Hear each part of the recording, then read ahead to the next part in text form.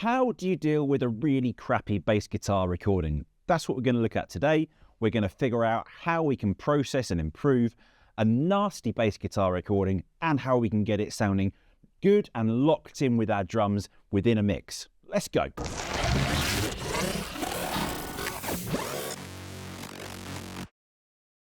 Okay, so today is all about bass guitar.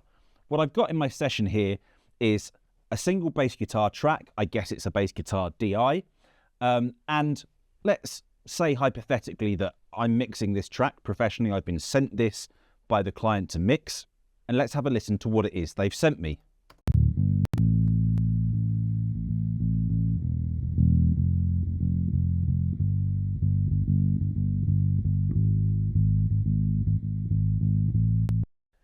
Okay, so nasty, really nasty track.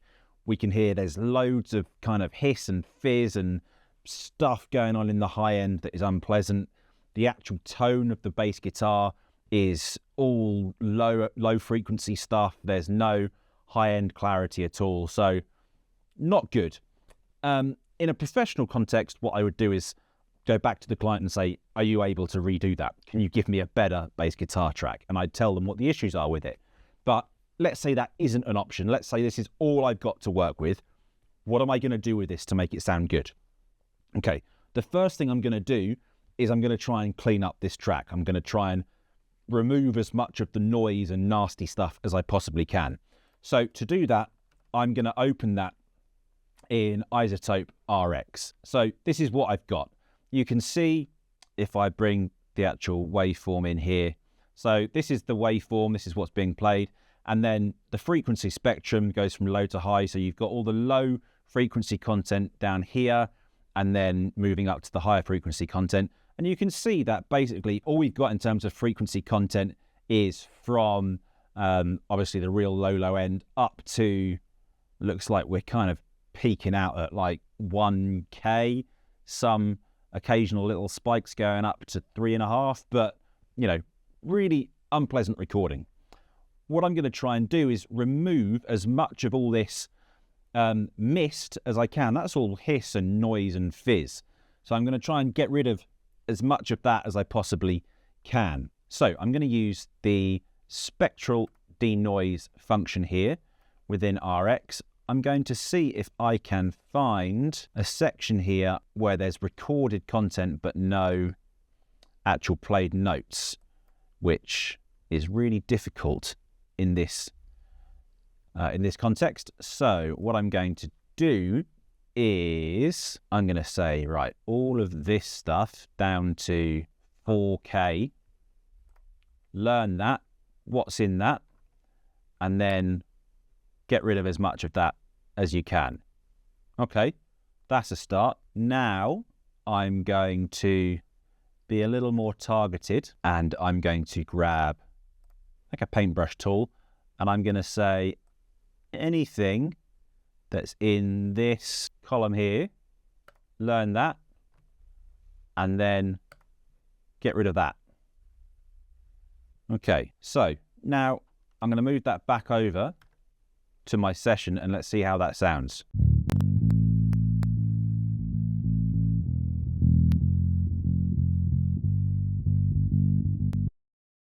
So if we compare that to where we were, this is the original.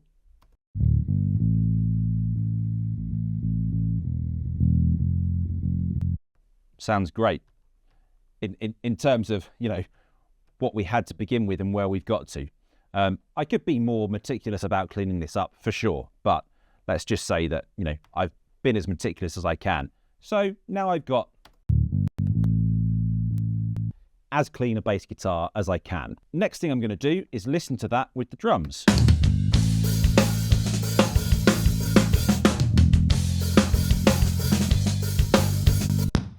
Okay, straight away I can hear I've got timing issues. So in order to try and get a really locked in bass sound, I need to sort out the timing issues. So I'm going to turn on my flex here. I'm going to put my flex in monophonic mode because bass guitar is a monophonic instrument. And I'm going to go through and tidy up this bass guitar performance. Let's use a quantize function to begin with. Let's snap it to eighth notes, and then I'm going to get my eraser tool at the ready here so that I can erase any unnecessary markers that have been added in. Let's have a look.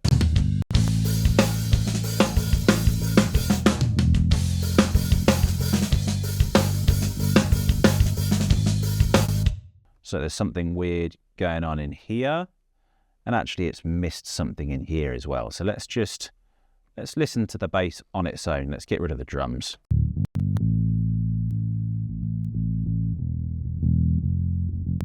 Do, do, do, do. There it's going. Okay, so these all need to be on the grid here.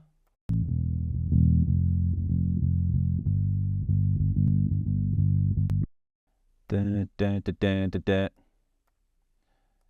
So we don't have to put everything on the grid, you know, a little 16th note like that we could leave.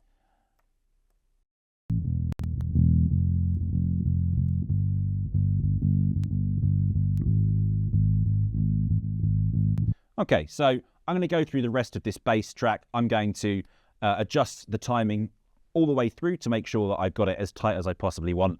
I'll do that off screen. Okay, cool. So I've been through and I've edited all of that. So you can see I've got all of my markers in there. I mean, in fact, it had done a much better job of quantizing the second half of this section than it had the first.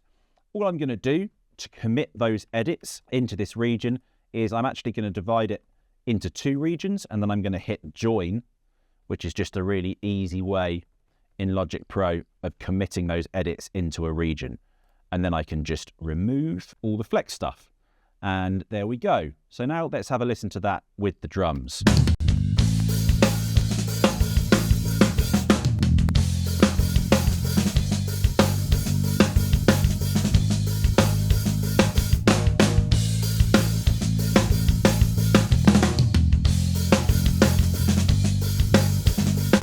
Okay, so edited. Now, other than the fact that I've got no high-end content, no high-frequency content in the bass guitar, this is how I would like it to come from a client, so that it's clean as a channel and it's edited. So what can I do with this now then, in order to try and make it sound as good as I possibly can? The first thing that I'm going to do is I'm actually going to duplicate this track twice. So I'm going to put that region, the same region, copy it over onto 3 tracks. And I'm going to have a low track, what I'll call a mid track, and what I'm going to call an amp track. Okay? I'm going to put all those things into a track stack over here. And because I'm really meticulous about keeping organized, I'm going to use the color coding scheme that I use for my sessions. You'll have your own, I'm sure. Then on the low channel, I'm going to set a low pass filter with an 18 dB per octave slope at 150 hertz. And on the mid channel, I'm going to put a high pass filter at the same crossover with the same slope. So on the low channel, I'm just going to have the low frequency content. And on the mid channel, I'm going to have everything above 150 hertz. Okay, I'm also going to put that same high pass filter on this amp channel. Now, what I want to do is to start trying to level the dynamics of these channels. Part of the reason that I've split it into different bits of frequency content is because those different bits of frequency content will respond to compression in different ways. So the way in which the low end is going to be compressed will be different to the way in which the high end will be compressed. If we had a better recording, that would be even more pronounced, because the attack, the sound of the fingers in this case, or a pick if it was a pick, would be much more kind of stabby and more pronounced. But in this instance, there's going to be less difference, but we're going to compress them individually anyway. Now, what I'm going to do, first of all, is I'm going to increase the overall gain on these channels because it's a bit quiet.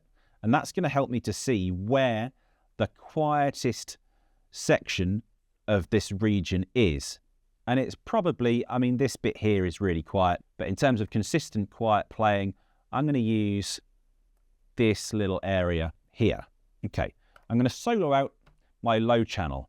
and I'm going to put on it 2 compressors in series. Let's bypass the second to begin with. Now, what I'm going to do here is I'm going to have a fairly gentle ratio, 4:1, a kind of medium attack, 50 milliseconds, auto release. Going to give it a mid knee, so it's not a hard knee, it's not a soft knee. And then I'm going to reduce the threshold until I'm getting just a little bit of tickle, a little bit of bounce on these quietest hits, because I know that if the compressor is acting a little bit on the quietest moments, then it's certainly going to be acting on the louder moments as well.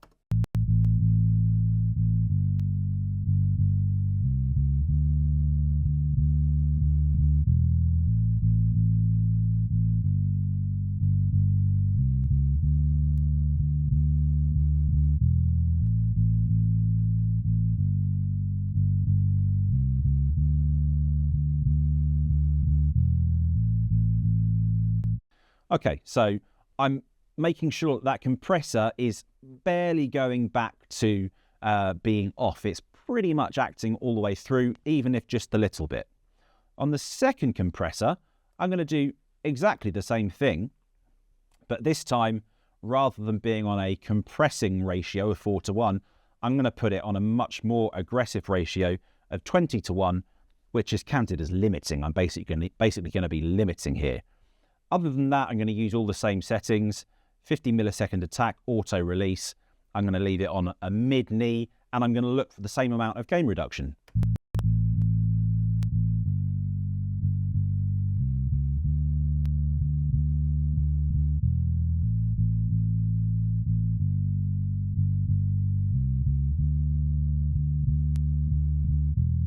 Okay, so I've got these 2 compressors acting on this signal.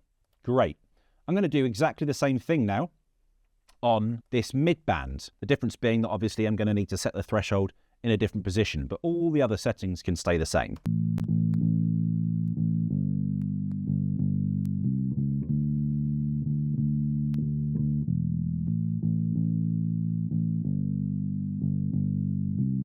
Okay, that's the first compressor. Now we go to the limiting.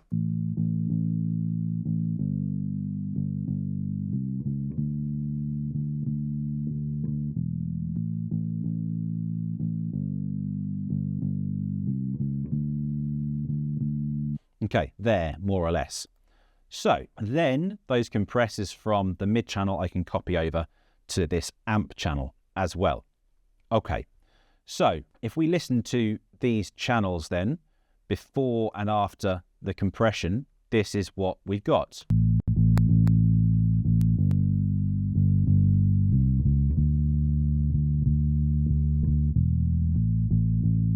Okay, starting to get a more consistent level channel. What I'm going to do then is I can now blend these lines individually, so I can make more of a balance between those mid frequencies and the low end.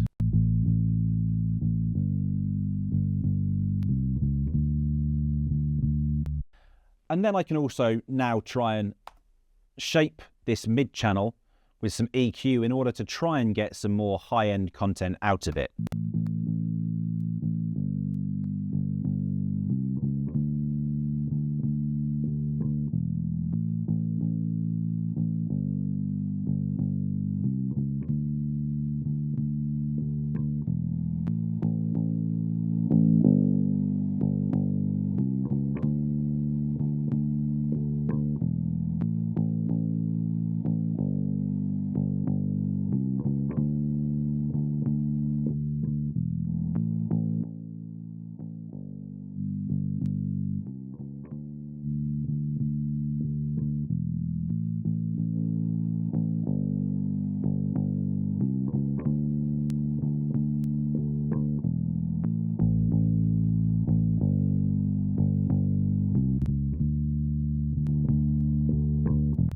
Okay, so a little bit noisier because I'm really aggressively boosting this kind of high-mid area just to try and get a little bit more intonation and a little bit more of the note out of it rather than just the bass kind of feeling. I'm going to put that as well over on this amp channel, and then on the amp channel I'm going to put a Sans amp emulation.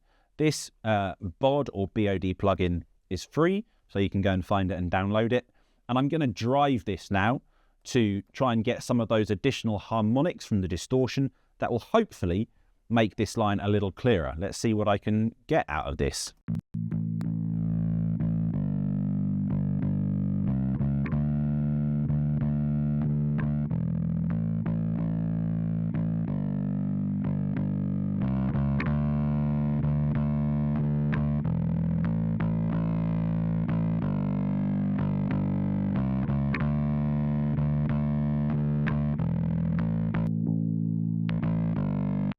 Okay, so I'm starting to get some note out of it. Yeah, it's distorted aggressively, but let's blend that with this mid channel and see what we've got.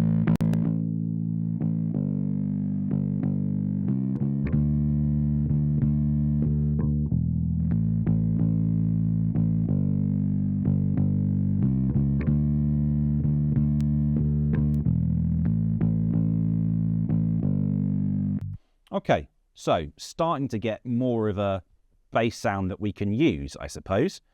So I'm going to make sure this bus is mono because I only need a mono bus. Let me move this to the same mix bus output as the drums. And now I can do some processing on all these channels together. So let's put another EQ on this channel here. Let's high pass again. There's not really anything that we're going to want to use below 30, 35 Hertz in this context.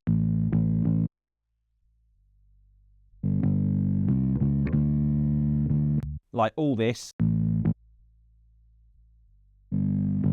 is nonsense. I don't need any of that.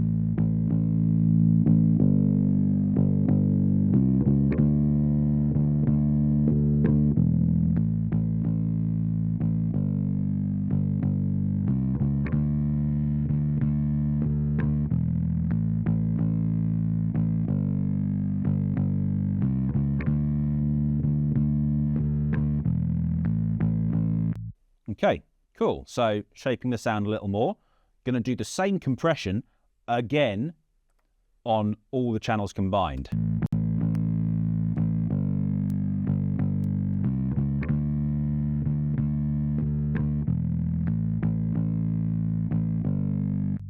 So just again, gently, gently, gently reducing the dynamic range.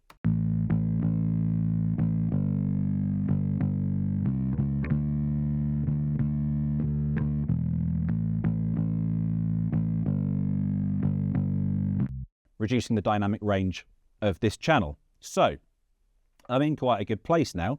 Now I could do some other things with tape saturation and other stuff like that, but in general terms, this is in a good place. What would I then do on every bass that I process? I would use a plugin called MV2 from Waves. I don't use many Waves plugins, but this one is great. What it allows me to do is basically upwards and downwards compression, or expansion and compression. So the quieter notes I can make louder, and the louder notes I can make quieter.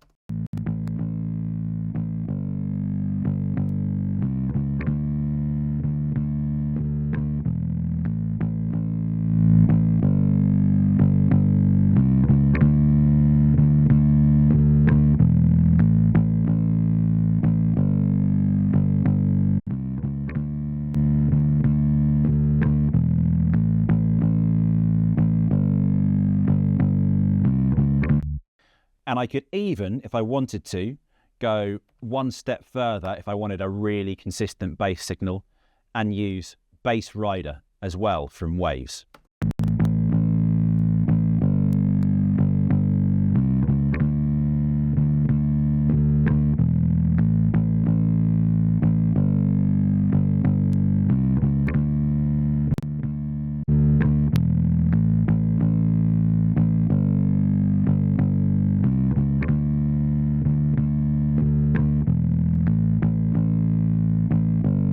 So if you look at the meter here on the bass channel, I've got some little peaks that are coming, but then the overall consistency of the signal after that is super solid.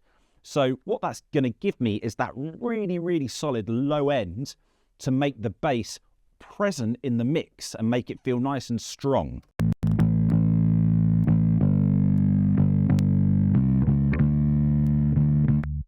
see how that meter's basically pinned there? So that's just giving me solid low end, which is really useful. Now, let's put that in context with the drums.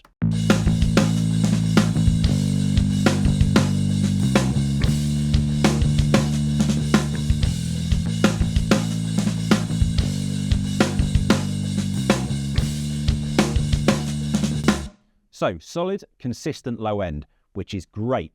Now, let's think about that kick and bass relationship, that classic how do I balance a low end of a mix kind of thing. There are 2 or 3 plugins that I basically always turn to in this situation. The first thing that I might do is some sidechain compression. So I might go to a plugin like this one, which is called Duck. I really like this plugin. I'm just going to solo out the kick and the bass so that we haven't got the whole rest of the drum kit. Now, Duck is simply a sidechaining plugin. You can use it to either create sidechain patterns on a consistent interval with different kind of sync options based upon your project tempo, different envelope options here, or you can change the sidechain input to whatever you want to sidechain this from. I'm going to turn the trigger mode to the sidechain input, and then I'm going to trigger this sidechain compression off of that kick drum.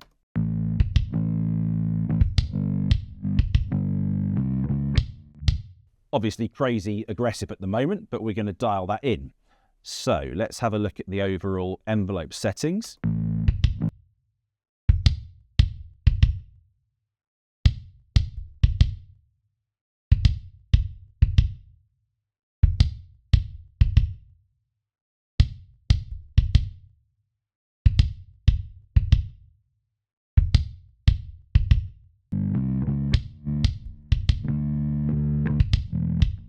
Now I can set a crossover here so that it's compressing the low and high parts of the signal based upon the crossover frequency. So let's set that at 500 Hertz.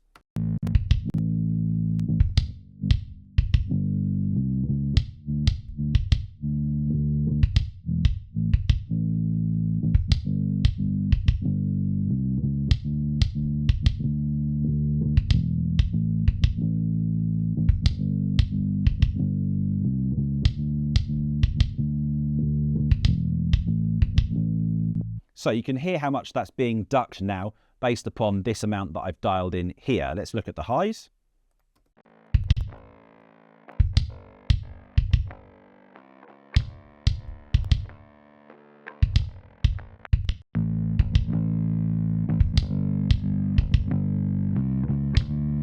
And if that's too much, we can then dial back the amount.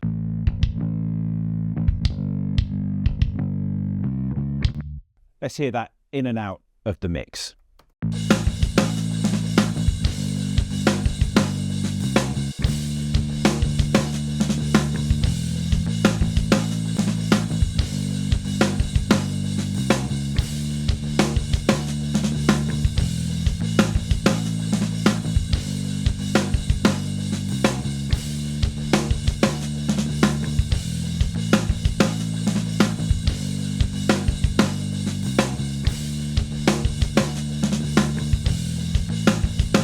Okay, so just dialing back that amount again.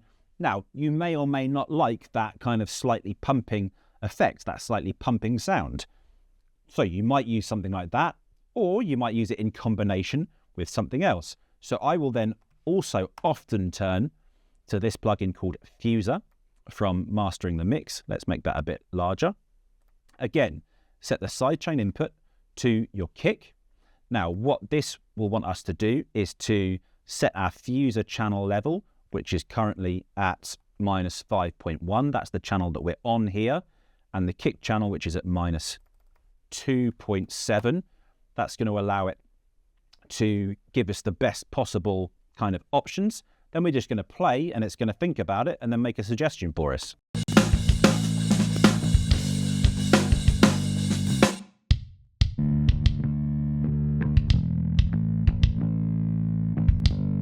So it's had to think about it. We can hit this resolve conflicts button.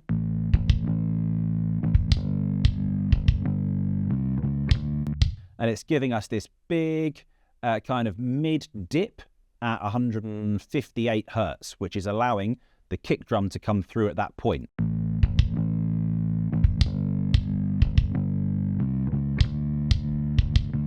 I would then also definitely use this phase rotation option. So I'm going to hit this, and then it's going to look to see how it can rotate the phase of the bass guitar in order to work most cooperatively with the kick channel.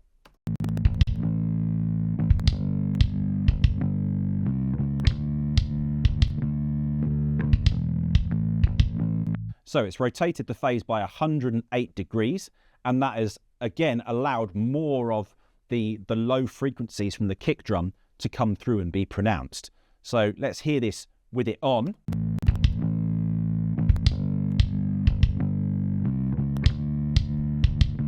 Bypassed.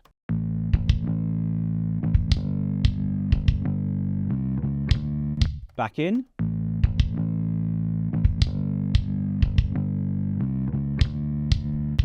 Okay, cool. So definitely helping to give us some room, some space for the kick to come through. Let's hear that again in the mix.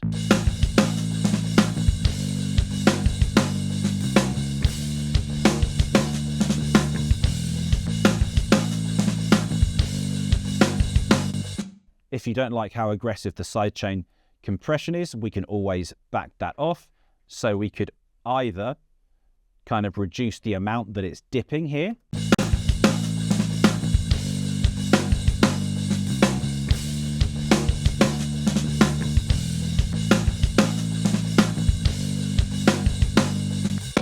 Which is working for me. Go back to Fuser. Let's make sure this is still in a good place.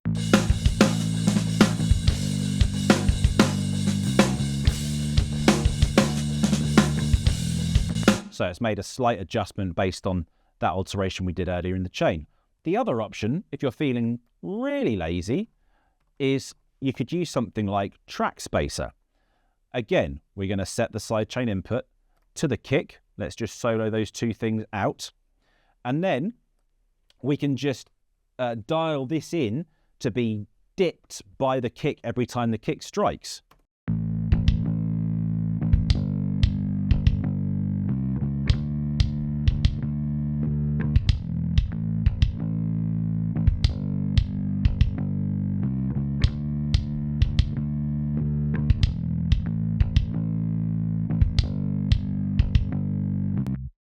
So we could do something like that if we wanted to. And again, we've got filters on here. So if you just wanted it coming through in the low end,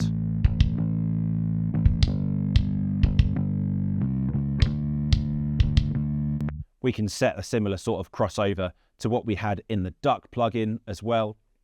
So there are lots of different ways that you can get these things kind of locked in and working together. And that's working from a really ropey bass guitar recording.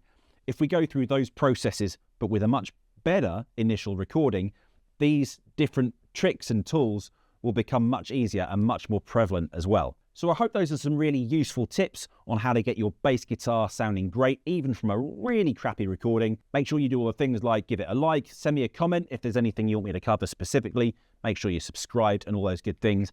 And I'll be back again very soon.